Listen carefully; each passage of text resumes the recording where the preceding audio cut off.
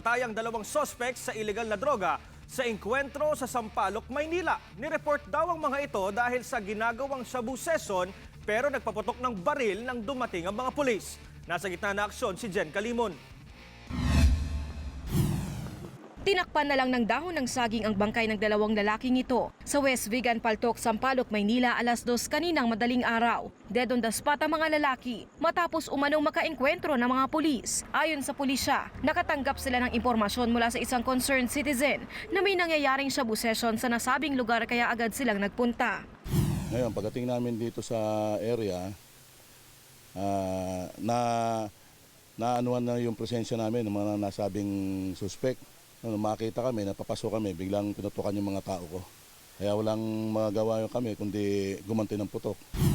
Hindi pa natutukoy ang pagkakakinanlan ng mga lalaki na tinatayang nasa edad 30 hanggang 35 anyos. Ang isa sa mga ito may marka ng Batang City Jail sa kanang braso. Na-recover sa kanila ang 2 kalibre 38 na baril at mga nakataryang pakete ng shabu. Matagal na raw sinusuyod ng mga pulis ang nasabing lugar dahil sa ulat na marami ritong tulak ng iligal na droga.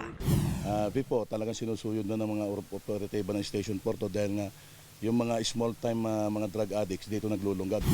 Patuloy ang investigasyon sa insidente. Umaaksyon, Jen Calimon, News 5.